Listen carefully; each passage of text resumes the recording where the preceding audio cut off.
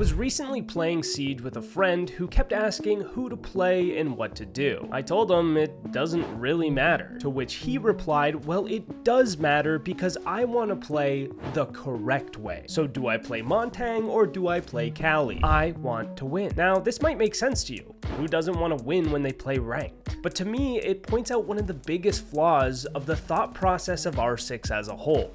The correct way to play Siege. What does that even mean? And is there a correct way to play? It isn't just a simple answer of what operator, playstyle, or strategy is best to use. It's an extremely complex topic that's vague, confusing, and heavily misunderstood. But by the end of this video, not only will you see the light at the end of the tunnel, but you'll also know the correct way and the best way to play Rainbow Six Siege. Let's start out with the operators. Each operator does different things and has different purposes, but in the current meta of the game, every single one of them can be a viable pick under the right circumstances. No operator is bad, and a round is never single-handedly determined by just the operator choices. Can some operators be more useful in certain situations? Yeah. Are there necessary operators in certain situations? No. You see, this is one of the most common misconceptions when it comes to operator picks. We need a hard breacher. We need some EMPs. Guys, we need more traps. No, you don't. While these things might help, they're never necessary. Never. You can win any round with any operators, you just need to play to the operator strengths. Or you need to do something else in order to win, which we'll talk about in a minute. Let's touch on this idea of hard breaching because it's one of the most common beliefs. If your team doesn't have a hard breacher, guess what? The world doesn't end.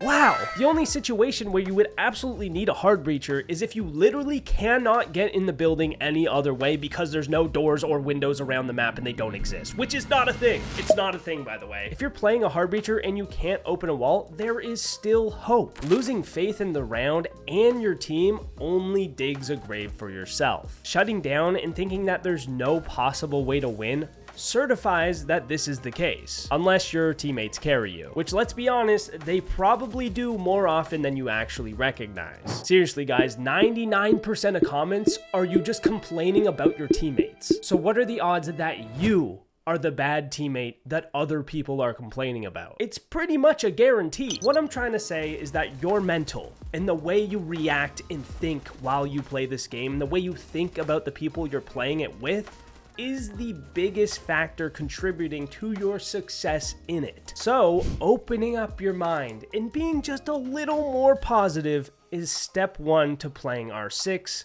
the correct way. Without doing that, you're stuck in the very first layer of Siege where you're doing everything right and everyone else is wrong. That's how you get hard stuck in whatever rank you're in while being the worst teammate that literally nobody wants. So if you are stuck on hard breach and you can't open the wall, look for alternative routes and different ways to use your gadget to help. That might be using it on the floor for vertical play or blowing it up somewhere else to cause a distraction. There are always options, you just gotta look for them. And you can't do that when you're pissed off at your team. So when it comes to operator picks, there are no wrong choices. Now let's move from the first to the second layer of correct R6 gameplay, which is strategy. But you wouldn't know about that because your IQ is 4. Anyway, now that we have our operators, we're looking for the best way to attack or set up a bomb site. We're trying to maximize our effectiveness all the time to be both impactful and useful. But the ideas of the best strategy vary from rank to rank, region to region, and even player to player. Some people might think that playing fast and aggressive on the defense is the best way to slow down the attackers while limiting their resources. Then you have other players who think bunkering site, staying alive, and forcing them to clear you out is the smarter way to play and gives you a better chance of winning. These polar opposite opinions create tension in the team. They create disagreements and they make players angry. When you're too busy being mad at each other and yelling at each other, you all play like dog shit. But people are just way too focused on the fact that their way of playing the game is right and the other person is wrong and it's all their fault. Yeah, your utility heavy focused playstyle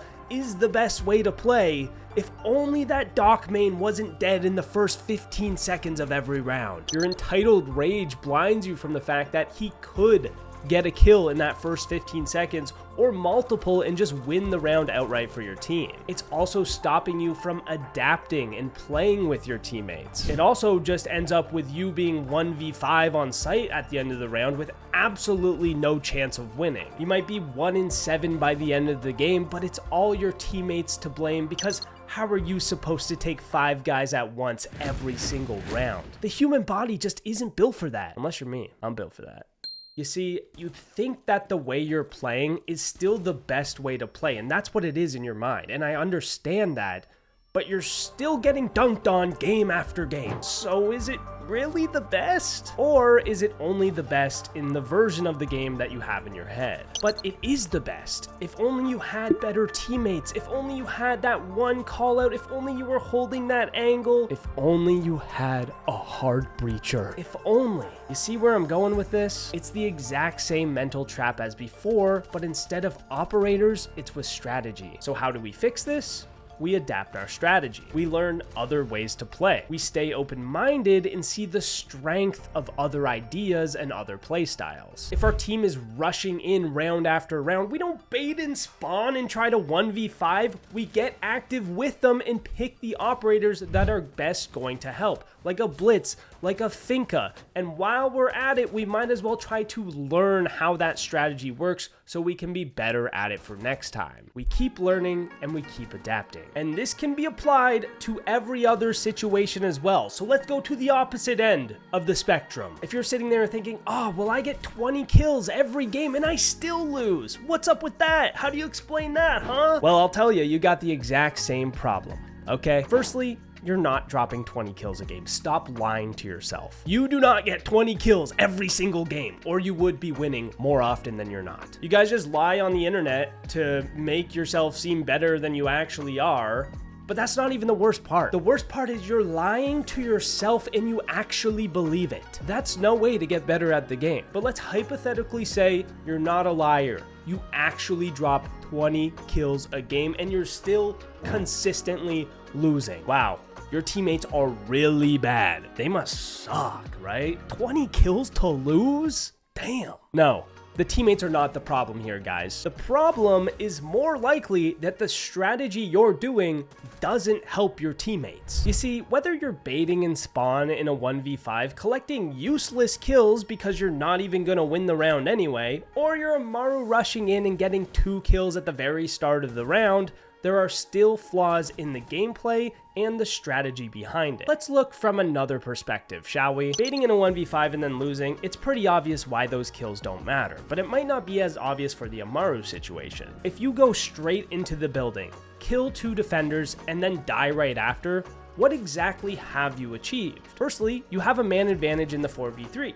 That's great, but that is the one and only upside. Those 2 defenders you killed probably already placed their utility because most of the defenders are operators that place it down in the prep phase, whether it's secondary utility or primary gadgets. Compare this to you, who has now died and lost all of your utility. So on a level of just utility, your team is now at a disadvantage, going with 4 sets of utility up against 5. At the same time, your team now has to drone out the building, clear the roamers, and take the space of the map control that they're trying to gain, all with just 80% of the manpower they once had. This means it's going to take longer for them to do this, and it's going to be more difficult because you're dead. Because your presence in the map has now been wiped off the board, there's no pressure on the defense anymore, so they're free to make the plays that they want to on the rest of your team. I bet you're probably sitting on your phone scrolling TikTok after you die too. You're not even watching the cams and helping coordinate your teammates. The 4 of them are sitting there thinking that you are the bad teammate, while you're sitting there thinking the exact same thing about them. Sound familiar? Their job might actually be more difficult with you now dead, even against only 3 defenders. So the trade-off just might not be as effective as you think. But did you actually ever stop to think about that?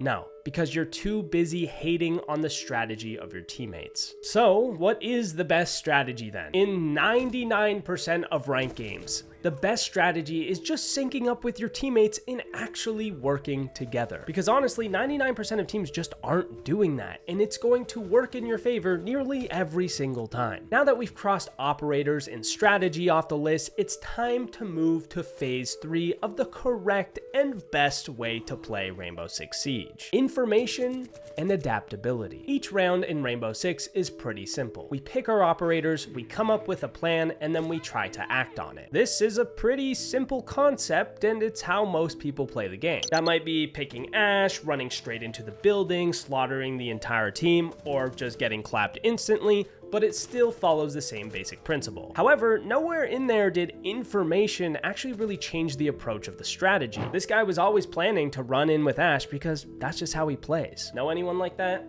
And that's not wrong, it just has its inconsistencies, and it's a high-risk approach to the game. Did the prep phase and the droning actually change anything about the plan? Did this Ashe player adapt within the round? He maybe saw a gap in the prep phase, and that's where he decided to rush in from. He could have adapted throughout the round by readjusting his positioning after each kill. But what if we took it further?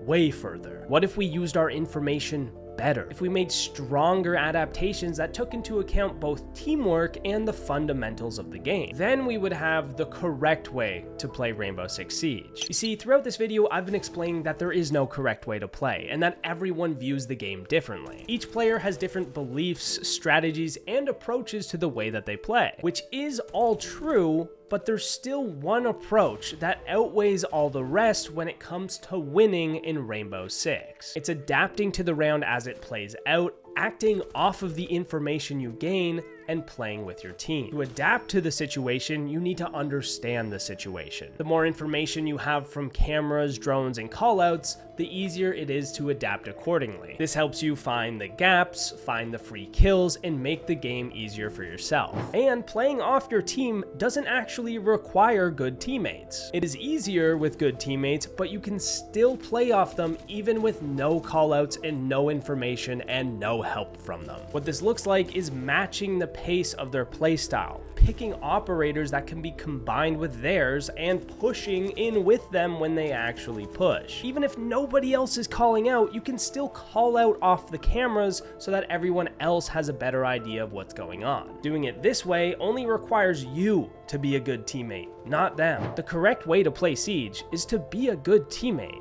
and be flexible enough to adapt during the round without getting hard stuck on whatever idea you think is the best. Most importantly though, it's being open-minded enough to know that each member of your team is valuable and insightful even if they have a different approach to the game. That's how you play right, and that's how you win more. Now hit the subscribe button and go away.